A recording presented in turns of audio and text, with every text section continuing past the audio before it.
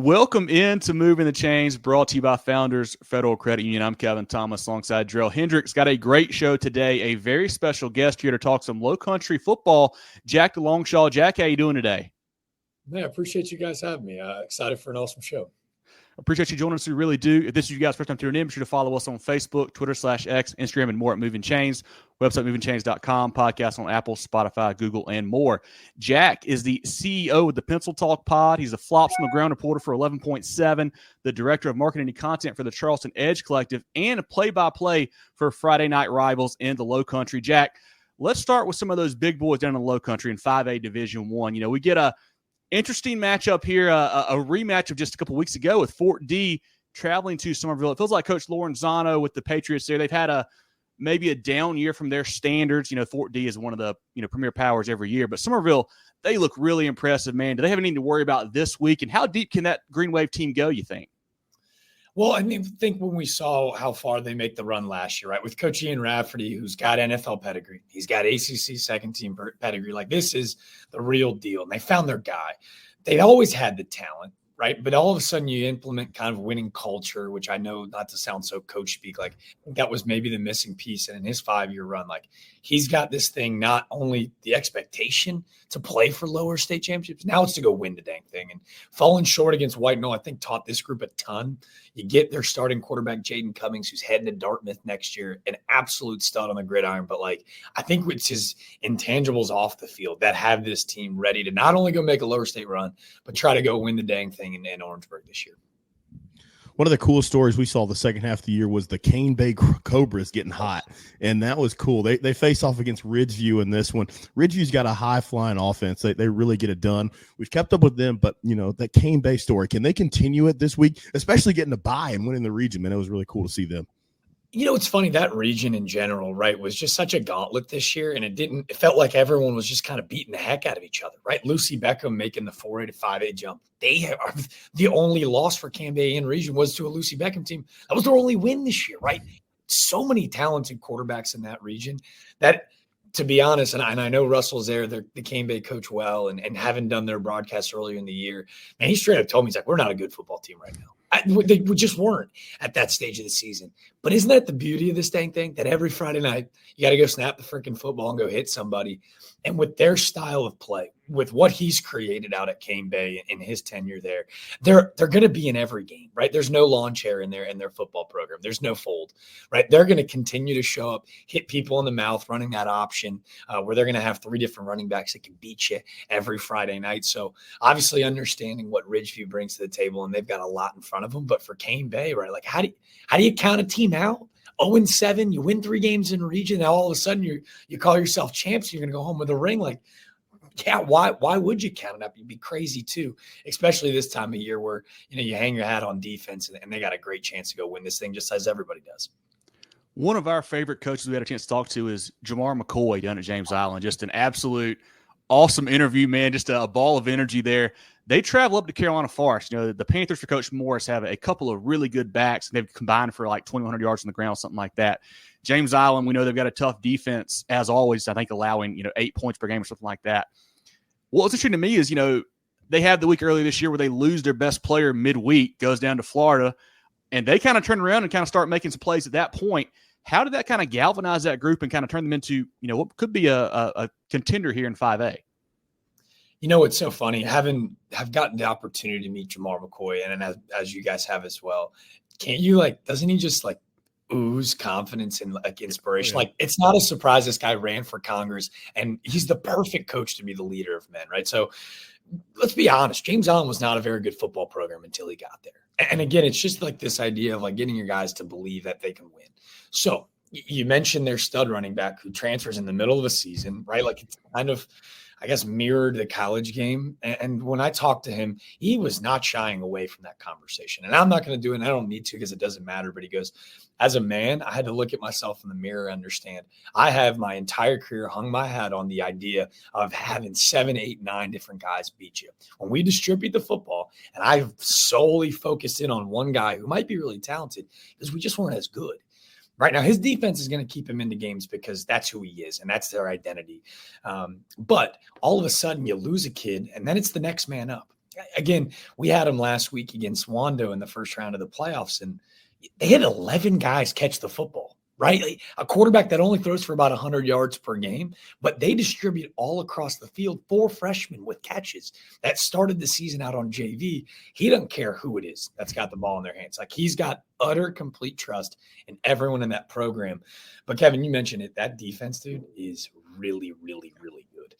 Hendricks Barron is a defensive end that if you don't know him now, go ahead and jump on the bandwagon. He's heading to West Point. He is a legit stud at the defensive end position. Coach McCoy talked about, like, we've got guys that'll rush the quarterback, like Malachi Jefferson for them, who's also receiving some D1 interest. I think he's got an offer from UNC Charlotte, but he's 100 miles per hour, which is a great thing. But Barron is a little bit different, where you watch him when he rushes the quarterback, or if he's in run pro, like, all of a sudden, like, he's thinking while moving. And he's like, I haven't coached a kid with this IQ on that defensive front, or really anywhere on the field in my entire career. So he's a really special player. Malachi Jefferson right next to him. But if you guys want to see something different in high school football this year, their kicker and punter, Dangerfield, is going to Tennessee. It legitimately looks different. And Coach McCoy talked about it, like, yeah, the SEC is getting a real special one, but, like, this will be the first kid in my career that I coach that will play on Sundays. Guys, like, kicking like 55-yard field goals, punting it 65 yards downfield. It is a lot of fun to watch. So for Carolina Forest, like, not only are you game planning for 2 phases, like, you have to be very, very respectful of that third unit, because that's where they beat a lot of teams this year. The rounding out, the division, 1 and 5A, probably the toughest task. That's Ashley Ridge going up against Sumter. I mean, Swamp Foxes, we know they get it done on offense. Coach Tate's bunt, I mean, he's been doing this. He's been in these battles. But Sumter has been something special this year. I mean, they had the 1 overtime game against White Knoll to kick off the season. They have obliterated the competition ever since. What ways can Ashley Ridge, win this game, or what are some of the keys that's going to help them in this tough matchup? Yeah. I saw Sumter a year ago, and you guys know him a whole lot better than me, but they've almost become like a blue blood in the Palmetto State, right? Like, we've come to expect them to do this year in, year out. Well, you better come to expect to play defense against Ashley Ridge. Like, when they're hot on offense, it's insane. It's video game type numbers. Their quarterback, Trevor Kalish, is really efficient with the football, very much so a gunslinger, like, is not scared to throw into, like, really small pockets. And Bam DeWeese is the guy for me. They got a really solid run game, but Bam DeWeese is a guy that they use, and they'll play him out wide. They'll play him in the slot. They'll play him in the backfield. They'll go Wildcat. So Bam DeWeese, right, if you're Sumter, if you can slow down number one, they give themselves a really good chance. But we did their game earlier this year, and ironically, it was Ashley Ridge and Oceanside. Oceanside's looking really strong. But Ashley Ridge in the Citadel's football stadium, right, down there, Johnson Haygood, their offensive line was legitimately on average bigger than the Citadel's offensive line. They're 5 guys up front, all over 300 plus. I'm like, Coach Tate, like, the hell's going on here? And he's like, we got some big ones, don't we? Like, sure you do. So expect a big time offensive front and an absolute speedster in the backfield, and Bam DeWeese for AR. Looking down now at 5A Division II, a team here, Jack, that I was really high on going into the season. Kind of struggled out the gate because I had to play some tough non-region there. That's the Berkeley Stags. I feel like they look really good some weeks, struggle with turnovers and penalties some other weeks. I love the quarterback, the Rivers kid there. I love Coach Lodge, what he's doing. What's it going to take for those guys to kind of put it all together now in the playoffs? Because Westwood, I think they should beat Westwood. Westwood's a feisty team, but at this point, you can't have any, stupid mistakes. What's it going to take to put it together and make a nice run here? Eric Lodge coached at one of the better programs, right, in the state of Florida. So for him to make this move up to the Palmetto State, it had to have the right pieces. It's just a second year. So, like, it's coming, right? So you mentioned penalties and a lot of the disciplinary stuff. They're really young. You're talking about Henry Rivers, who's just a sophomore. And for those in the state that haven't seen the young man play, like, this is a Power 5 quarterback, right? Like, I hate to drop the lofty expectation on an underclassman, but it's just become well known. So to your point, can the sophomore slow the game down? I think that's as simple as that. Like, if he can slow the game down, he makes everyone around him better, which sounds so cliche, but it's true. But if he can slow the game down on Friday night and a play call wise, kind of ease him into the game instead of taking deep shots early, which was kind of a bugaboo for them early. It was like, hey, you got a guy that can throw the ball 55 yards downfield? Maybe let's not do it right away. Allow him to build some confidence early, and then give himself a good chance. Let's hop down to 4A, and this is the story for 4A for me. Like, of the entire season, and that's Bishop England. They face off against a very scrappy, very hard-nosed Gilbert bunch. Probably, they lost a lot of talent from last year, so it's not the same team that we saw. But Bishop England, I just want to focus on the Battling Bishops there. Coach Hall has done a tremendous job. Quinn Mahoney, absolute gamer at quarterback. This is a team that I got to see earlier in the year. I mean, they have played fantastic, gone above and beyond the expectations that anybody could have set for them. How do they continue this magical run and this great season that they're having this year? Dude, I'll tell you straight up, I don't know. And again, this is a conversation with head coach Hall. This was not a good football team a year ago. And he said the hardest thing coming in was telling these young men, it's going to be okay. How do you tell a group of guys that just didn't have a ton of success a year ago, right? That had expected to lose every time you showed up under the lights to go, we're going to be all right. What he has done, he is an offensive guru. Just talking to him, I literally questioned myself. I was like, I don't even know if I'm talking about the right sport. He is a brilliant play caller. He's a brilliant leader of men. And I think his relationship with Quinn Mahoney, right, who, again, this was a special teams guy at Oceanside a year ago, right? You're talking about he was the third string quarterback buried on that depth chart with a ton of studs in front of him. He gets the nod over here at Bishop England. It's arguably the best decision he's ever made because he's gotten to wear it, right? He's a true dual threat quarterback that can beat you with the legs, can throw a nice ball, especially through the middle of the field. He's hit tight ends through that seam. It feels like every other play this year. But you're right. The answer to your question, I don't know, but I do know that I trust Coach Logan Hall with my life. What he's been able to do in just 1 year feels miraculous, and he's done a fantastic job. Another team out of that region, May River, the Sharks, they play North Augusta this week. I don't know if you've seen them yet or not, but they completely transformed the offense this year, go to really run-heavy type stuff now for Coach Bonneville, and they've been on quite a run. I think lost 2 games. They're 8-2 overall. How impressive has that turnaround been? Because May River is a program that has not been talked a whole lot about the last few years, but they have really jumped off the screen this year. Yeah, with the reclassification, haven't had the opportunity to see them, haven't gotten to travel down that way. But I'll tell you this, dude, from talking with guys like Jamel Smith over at Lucy Beckham and Jamar McCoy over at James Hahn, having to have played in that region a year ago before they reclassified this season, they go, it's just a really uncomfortable ball game playing against those guys. Yeah, the offense, you're right, has completely changed. But defensively, he's it's just, you're just going to get smacked in the mouth for 3 hours. And it's just uncomfortable having to play those guys. So kind of like when we talked about with Cane Bay, can't count a team out that is just going to bring an insane amount of energy and effort. And that sounded insane, coach speak, but it's true. They were just a really uncomfortable matchup from our perspective in years past. Closing out 4A, and this is a team that I don't know a lot about, but they keep winning, and that's Hilton Head. They're probably the furthest geographically from our home base in the upstate, so we have not gotten to see them. But Hilton Head, they've played well this year. They got a tough one against South Florence. What can you tell us about this Hilton Head Island squad this year?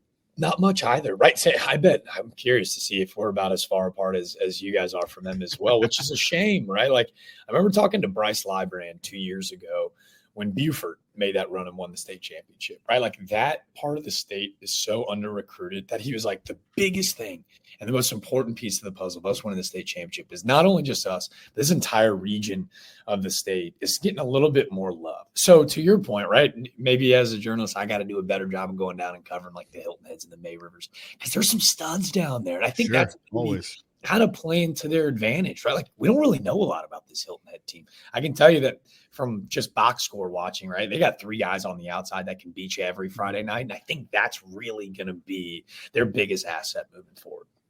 Down in 3A, we've got the defending 2A state champs now, Oceanside Collegiate. They go up this year. They really weathered what could have been a storm early on when Coach Chad Wilkes, resigns early in the year. They turned it around and played really good football once they got out of the non-region slate. Everybody knows Aiden Manavian, one of the better quarterbacks in the state, regardless of classification. I've said all year, I think they're maybe my favorite to win the whole thing in 3A, especially at the lower state. Do you have the same thoughts kind of on the Land Sharks? Yeah, and going into the year, having all these conversations with coaches, whether they were excited or not about making the move up a classification, I felt like they were one that we're not really worried about it. Yeah. There was a whole lot of fuss about it, but I don't think they were ever worried. Because the kid that's playing quarterback for them is so special. He's so stupid. I think we kind of all watched his okay, he's arrived moment last year in the state championship against, proverbial big brother in gray. And, we had Oceanside earlier this year, and we mentioned the size of Ashley Ridge. It was Ashley Ridge and Oceanside at obviously Johnson Haygood. And at every position, AR was bigger, stronger, and faster. But what they didn't have was Aiden Manavian. So John Patterson, right, having filled in after the resignation of their former coach, a guy that has coached a long time. I don't know if you guys know John Patterson's story too. The bodybuilder, right, like wins Mr. Universe at 61 years old. Wow, dude. I had no idea. No, I did not know that. All right. You guys, your fans are probably telling me to shut up. John Patterson, the head coach at Oceanside, right? He gets the call. Oceanside AD, hey, we're going to have a conversation. Coach Chad Wilkes just resigned. We need you to come be the head coach. And he goes, well, I can't come in now. They go, we need to have a conversation about this. He goes, I'm going to squat. I got legs today. I'll be in 3 hours. It's like, dude, you just got handed the keys to this former state championship vessel, but he's more worried about going and hitting legs at Crunch Fitness. Love that. That's their guy. Right. Like that is now the leader of this thing where he is going to put the work first above anything. He didn't give a damn who it is or when it is or where it is. Like they're just going to show up and just bully people. Add that to the finesse and obviously next level talent of an Aiden Manavian. And like all of a sudden it's like this beautiful blend of both worlds where, a guy like Will Virgilio to me might be the most under-recruited receiver in the state. He's heading to Colgate where his parents played. He's a really special talent. And they're just a fun group, man. To your point, how often do you see a team make the jump up the next classification? And you're right. If we were gambling guys on high school football, they'd probably be the favorite at this point in time. And they've earned that right to me. Another tough one here in 3A. Hanahan Hawks have to go travel to play the Loris Lions. This one's tough. Hanahan's had a roller coaster year, but I commend the job that Coach Turner's done and his assistants. They've had quarterback swaps. They've had a lot going on, played a tough schedule this year, but they've never folded. Getting to the second round matchup, Loris, in their advantage, I don't know if it's an advantage or disadvantage. They have not played in 3 weeks, due to getting the bye week and things like that. How does Hanahan kind of muck up this game a little bit to kind of win it? Because this is probably the biggest challenge that I've seen on this slate so far. Yeah, too. It's gonna be tight, right? And so, how do you muck it up? Well, that's what they've done great all year, right? Like that week 1 against Philip Simmons. Talking with Coach Turner, he's like, "Yeah, this is gonna be interesting." I was like, "What do you mean?" He's like, "We got like 33 guys dressing out." And I was like, "What?" He goes, "It was a rough summer. It was a physical summer for us." So, you're right. That's been their story all season. And if you look back at some of the studs that have had playing running back for them, they've had to kind of change their identity on offense. Drew Goldsmith is a kid that plays 2 ways, like in this new Travis Hunter era. Like he's a receiver and DB on that team that was in week 1. I go, oh, that's different. Like it was next level burst of speed. So they kind of lull you to sleep, right? Because they're going to try to kill you in the trenches, and then all of a sudden they can take the top off with 3 on the outside. So that's it, right? Muck it up and then surprise you. So don't know a whole lot about Loris, but for me, with Coach Turner, with the Georgia Southern experience, he's a college coach that just wanted to come live in the Lowcountry. He's gotten that community buy-in almost immediately, and right, I feel like I've said can't count him out a ton, but after all the injuries, it's all we wanted to do is go, oh, man, it's going to be a tough ball game for Hanahan. Poor Hanahan. And then all of a sudden, you're like, they're fine. Like, next guy up, they got like a 9th grader that weighs 160 pounds playing left guard. Like, let's go. They just figure it out every week. So he's done a great job, too. A team that I feel like has been kind of laying in the weeds, kind of overlooked, is Philip Simmons. The Iron Horses have been playing great football this year. They're hosting Kingstree this week and, in the 2A ranks there. I've loved how they've kind of, you mentioned changing your identity. They go from, 2 great backs last year. Those guys graduate. Now you got to spread it out a little bit more there. Coach Bendig, how does he feel about this group? Does he think they have what it takes to go all the way to Orangeburg? Or what do you see out of this Iron Horse bunch? They've got it written all over their freaking gyms, facilities, school. We want to practice on Thanksgiving. Like that's the goal. We want to practice on Thanksgiving. I want to still have pads and jerseys out in your locker by Thanksgiving. So you're right. You mentioned KJ Asbury and Williams from a year ago that were 2,000-yard rushers a year ago. So I think a lot of us go, well, we're kind of sleeping on the quarterback position then. Or was it maybe the whole time we had 2,000-yard rushers? Like, why the hell would we change anything? You know what I mean? Like, why the hell would we do anything different? So Tavian Orlana, their now quarterback, who's been a 3-year starter, has gotten to go, all right, cool, this is my team now. right? And it almost looks like he was bursting at the seams to start letting it rip. And we mentioned the matchup with Hanahan in week 1. Like Eric Bendig, who's their head coach, who started this program, like no easy task to get a program up off its feet. So they've now got like close to 90, 100 kids in the whole program, which again, you're not just building a team every fall. Now you built the program, and this is a quarterback minded guy, right? Like he's an OC that like, yes, he loved running the football. He loved to win. But this is kind of his bread and butter, is having those dialogues with the conversation with the quarterback every Sunday morning going, hey, what'd you see? Where'd we go? And if you watch the progression of Orlana throughout the year, it's very evident, like the game, like we talked about, he's starting to play chess, not checkers. So this to me is a very, very dangerous team in this class. We got Ridgeland and Cross. This should be a good one. Cross is a team that has performed really well. I mean, they have a history of doing well. It starts and ends, obviously, with Carmelo Jones. This kid is just a touchdown machine. I know you guys haven't had them on Friday Night Rivals, but what can you tell us about this Cross bunch, and are they poised to make another deep run?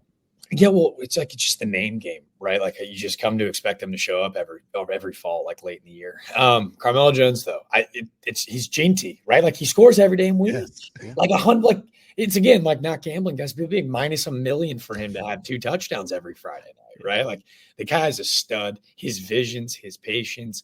I think the way that he orchestrates an offense, like to me, it's a really interesting group. And you're right, I don't know a ton about him, but it's been fun to box score, watch from afar, and go, we got to get to know those guys a little bit more. Like they got a dog just like dominating every Friday night, it feels like.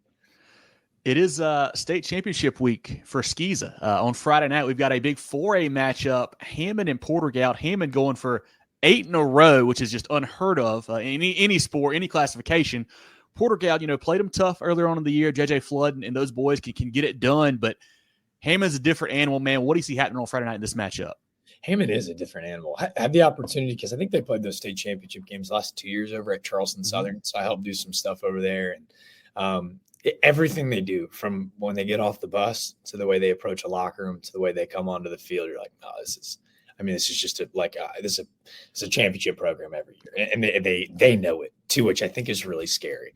I think what's so fun about this Porter-Gaud team is that they don't know that they shouldn't be here, right? Like they constantly keep getting back to this point. Maybe it's like getting that proverbial like bricks off your shoulder. Like we got to get past these guys. How the hell do you get past these guys? They do it every damn year, and they've done it with J.J. Flood, who, in my opinion, if he's not 1A, he's 1B for running backs that we saw this year. Like a lower half that, to me, I'm like, holy hell, this guy's he looks like he should already be playing on Saturdays. I know he's garnered a little bit of attention from the Citadel, and I know Charleston Southern. I think it'd be insane for either D1 school to let this kid out of the Lowcountry, because to me, he's got such a bright future. Like, not only is he not scared to run through your chest, but they can run it on 3rd and 15 and go, hey, we got a shot, right? Because of his ability to like just break big time runs. I think that's how they got to win this game, right? Like we know that Hammond, it can beat you in any way. They're so balanced offensively that if Porter-Gaud can go absolutely control time of possession and just feed J.J. Flood and pick up 3 to 4 yards of pop and just, again, bide time for him to hit one hole, and then you go, uh-oh, like we got him.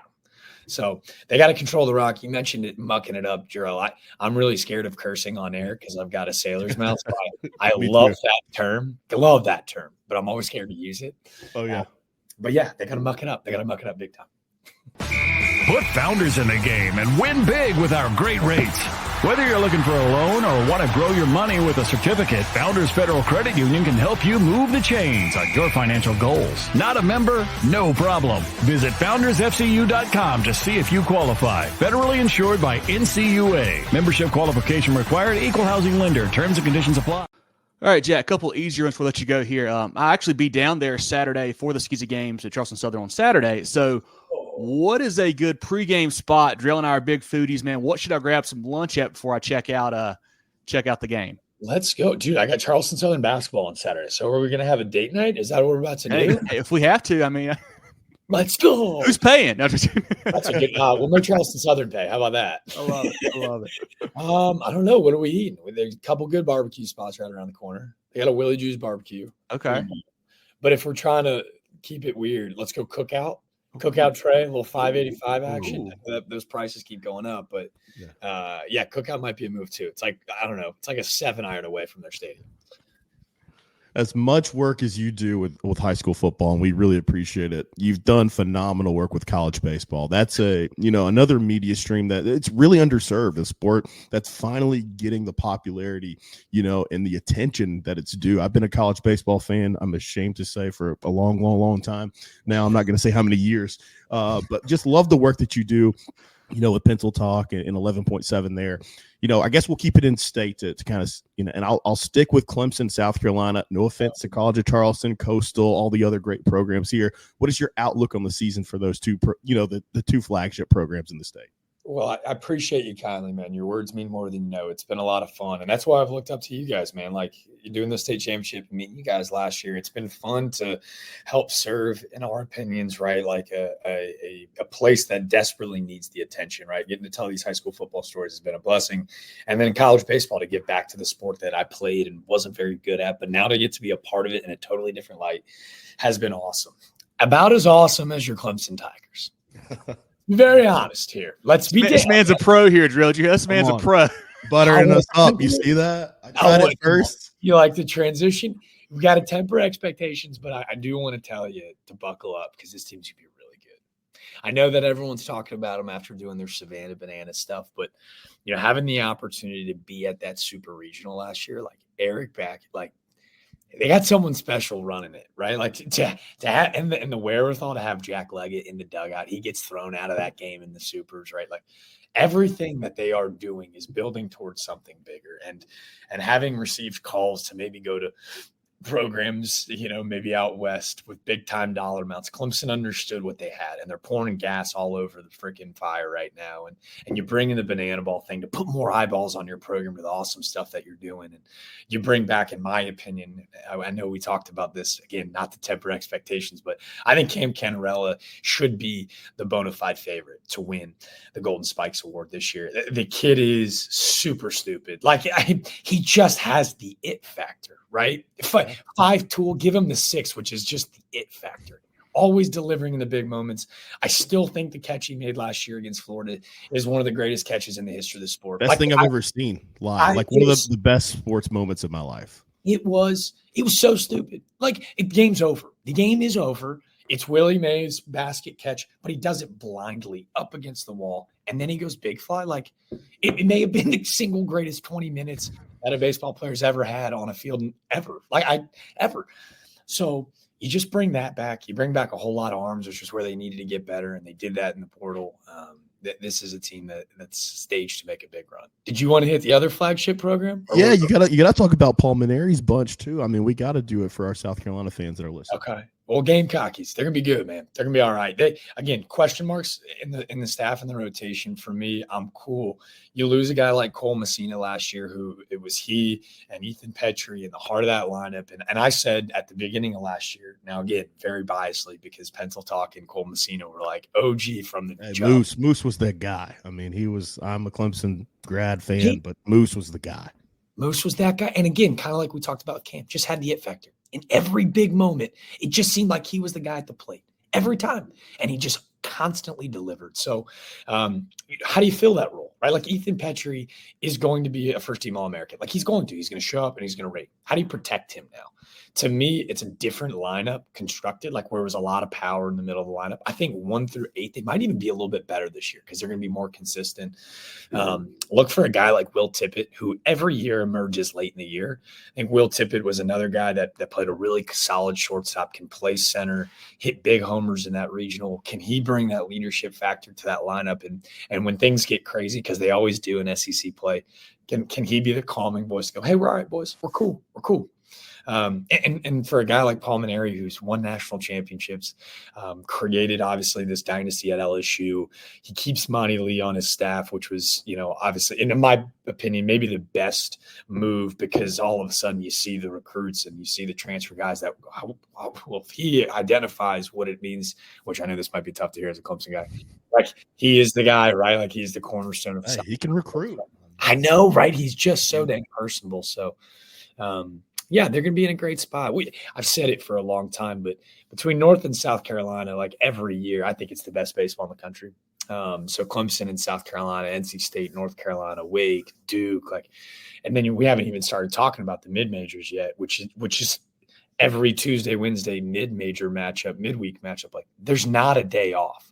So Clemson and South Carolina fans that are crazy about their teams, it's hard because every day is this, right? So unlike in the fall, Saturdays you can't overreact. In the spring, it's tough to because it's just such a dang long season. Jack, I mentioned in your intro, you got, tons of stuff going on, man. Tell the folks where they can find you, what you got happening here soon, and how to kind of get a hold of you and I'll follow up what you got going on. Well, I appreciate that, man. Yeah. So Pencil Talk Pod, I've been slacking. I'm not as good about it as you guys are. I haven't done a whole lot of podcasts, but they're on all streaming platforms. You can check me out at just Jack DeLongchamps on Twitter and Instagram, and then Pencil Talk on Instagram, doing a bunch of stuff down in the Lowcountry right now, gearing up for state championship football season and obviously some basketball. But really, like Jerel and Kevin had mentioned, like college baseball is the love. That's where I've been lucky enough to get a lot of work. So we're just geared up, man. It feels like time's flying, and it's a good thing to be a part of it. But can't thank y'all enough for having me on, boys. Yeah, I feel like I'll do this as kind of an ode to you here, Jack. So this has been great. I want all of our followers to go check out Jack everywhere that he mentioned. We'll tag him in this post as well. Man, follow us if you don't mind on Facebook and X and Instagram and whatnot. Moving the Chains brought to you by Founders Federal Credit Union. Jerel, any final thoughts for Jack before we let him go today? Hey, Jack, thank you so much for joining us again. I really appreciate what we do for high school football, high school sports in general, and love the college baseball work as well. So once we wrap up with the high school stuff, I'll be locked in. Maybe you can get me some, give me some insight with Tony Vitello, get me in these dugouts and stuff like that. I'll be there. So it's been a lot of fun and continued success, man. Hell yeah, man. I appreciate it, dude. Well, if you're Moving the Chains fans aren't tired of me yet blabbering for 30 minutes, let's collab, man. Let's make some magic in Orangeburg this fall. What do we say, boys? I'm in, man. We appreciate your time. We really do, man. Look forward to catching up with you down in Orangeburg, and best of luck, all right? Okay. Appreciate you guys. Appreciate you. Get ready for the ultimate South Carolina high school football experience with Movin The Chains. From previews to recaps, we've got you covered. Dive into our expert preview shows, predicting winners and sharing insights. Then join us post-game for the thrilling recaps, exclusive interviews, and highlights you won't find anywhere else. Plus, connect with fellow fans on our Friday night spaces on Twitter/X. No one covers South Carolina high school football like us. Join us at Movin Chains on all social media platforms and visit movinchains.com today.